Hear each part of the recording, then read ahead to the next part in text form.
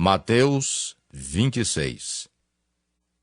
Tendo Jesus acabado todos estes ensinamentos, disse a seus discípulos: Sabeis que daqui a 2 dias celebrar-se-á a Páscoa, e o Filho do Homem será entregue para ser crucificado. Então os principais sacerdotes e os anciãos do povo se reuniram no palácio do sumo sacerdote, chamado Caifás, e deliberaram prender Jesus à traição e matá-lo. Mas diziam: Não durante a festa, para que não haja tumulto entre o povo. Ora, estando Jesus em Betânia, em casa de Simão o leproso, aproximou-se dele uma mulher, trazendo um vaso de alabastro cheio de precioso bálsamo, que lhe derramou sobre a cabeça, estando ele à mesa. Vendo isto, indignaram-se os discípulos e disseram: Para que este desperdício? Pois esse perfume podia ser vendido por muito dinheiro e dar-se aos pobres. Mas Jesus, sabendo disto, disse-lhes: Por que molestais esta mulher? Ela praticou boa ação para comigo. Porque os pobres sempre os tendes convosco, mas a mim nem sempre me tendes. Pois derramando este perfume sobre o meu corpo, ela o fez para o meu sepultamento. Em verdade vos digo, onde for pregado em todo o mundo este evangelho, será também contado o que ela fez para a memória sua. Então um dos 12, chamado Judas Iscariotes, indo ter com os principais sacerdotes, propôs: Que me quereis dar e eu vô-lo entregarei? E pagaram-lhe 30 moedas de prata. E desse momento em diante buscava ele uma boa ocasião para o entregar. No primeiro dia da festa dos pães asmos, vieram os discípulos a Jesus e lhe perguntaram: Onde queres que te façamos os preparativos para comeres a Páscoa? E ele lhes respondeu: Ide à cidade ter com certo homem e dizei-lhe: O mestre manda dizer: O meu tempo está próximo. Em tua casa celebrarei a Páscoa com os meus discípulos. E eles fizeram como Jesus lhes ordenara e prepararam a Páscoa. Chegada a tarde, pôs-se ele à mesa com os 12 discípulos, e enquanto comiam, declarou Jesus: Em verdade vos digo que um dentre vós me trairá. E eles, muitíssimo contristados, começaram um por um a perguntar-lhe: Porventura, sou eu, Senhor? E ele respondeu: O que mete comigo a mão no prato, esse me trairá. O Filho do Homem vai, como está escrito a seu respeito. Mas ai daquele por intermédio de quem o Filho do Homem está sendo traído.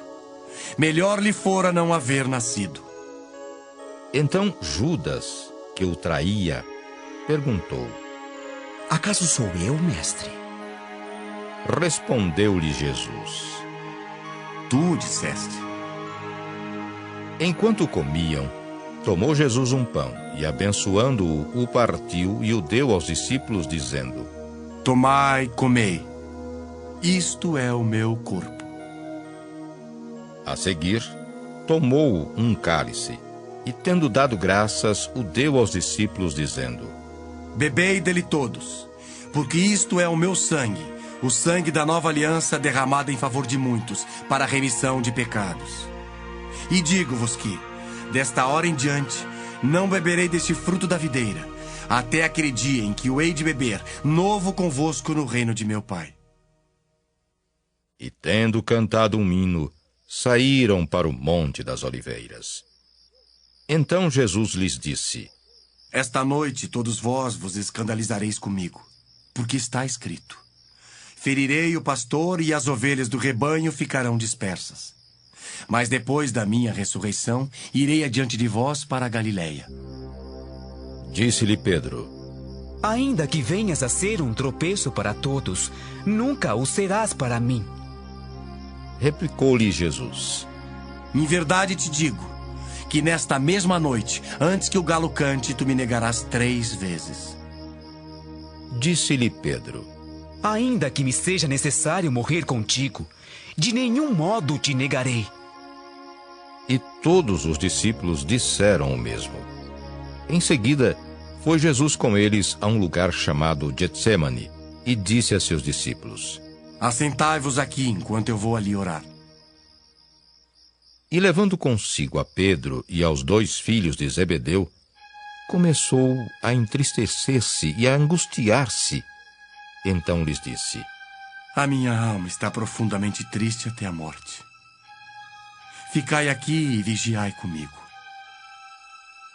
Adiantando-se um pouco, prostrou-se sobre o seu rosto, orando e dizendo: Meu Pai, se possível, passe de mim este cálice.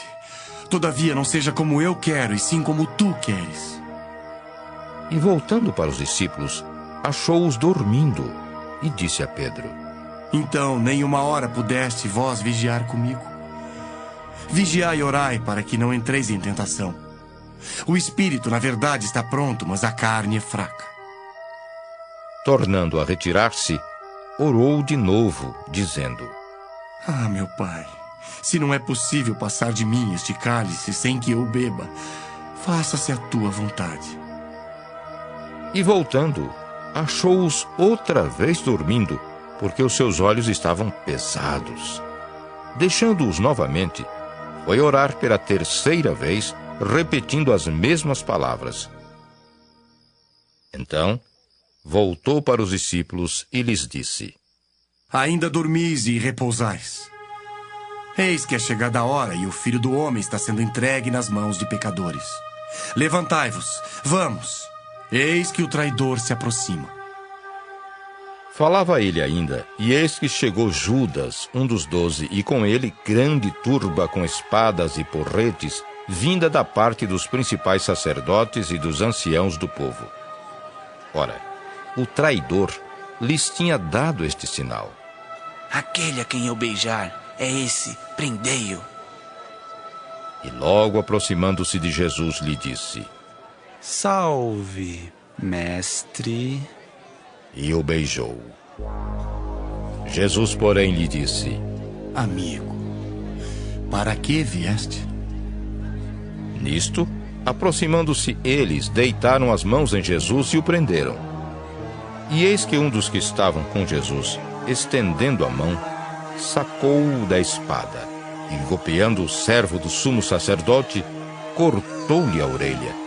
Então Jesus lhe disse: Embainha a tua espada, pois todos os que lançam mão da espada, a espada perecerão. Acaso pensas que não posso rogar a meu Pai, e ele me mandaria nesse momento mais de 12 legiões de anjos? Como, pois, se cumpririam as escrituras segundo as quais assim deve suceder? Naquele momento, disse Jesus às multidões: Saístes com espadas e porretes para prender-me como um salteador? Todos os dias no templo eu me assentava convosco ensinando e não me prendestes. Tudo isto, porém, aconteceu para que se cumprissem as escrituras dos profetas. Então os discípulos todos, deixando-o, fugiram. E os que prenderam Jesus o levaram à casa de Caifás, o sumo sacerdote, onde se haviam reunido os escribas e os anciãos. Mas Pedro o seguia de longe até ao pátio do sumo sacerdote, e, tendo entrado, assentou-se entre os serventuários para ver o fim. Ora, os principais sacerdotes e todo o sinédrio procuravam algum testemunho falso contra Jesus, a fim de o condenarem à morte. E não acharam, apesar de se terem apresentado muitas testemunhas falsas. Mas, afinal, compareceram 2 afirmando: Este disse: Posso destruir o santuário de Deus e reedificá-lo em 3 dias. E levantando-se o sumo sacerdote, perguntou a Jesus: Nada respondes ao que estes depõem contra ti? Jesus, porém, guardou silêncio.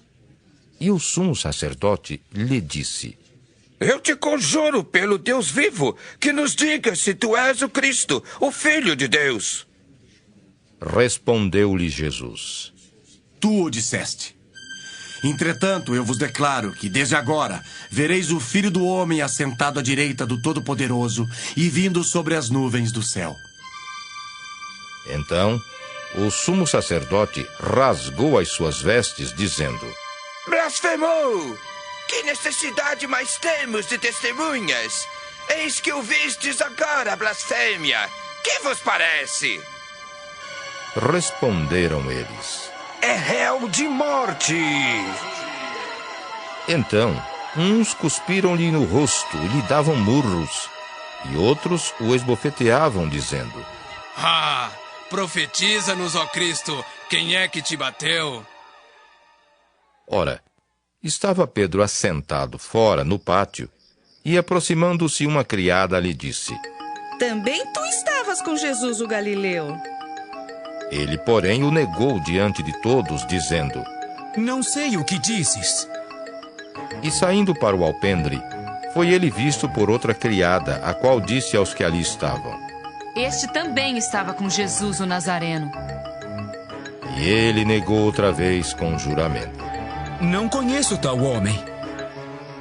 Logo depois, aproximando-se os que ali estavam, disseram a Pedro: Verdadeiramente és também um deles, porque o teu modo de falar o denuncia. Então começou ele a praguejar e a jurar: Não conheço esse homem. Imediatamente cantou o galo. Então Pedro se lembrou da palavra que Jesus lhe dissera: Antes que o galo cante, tu me negarás 3 vezes. E saindo dali chorou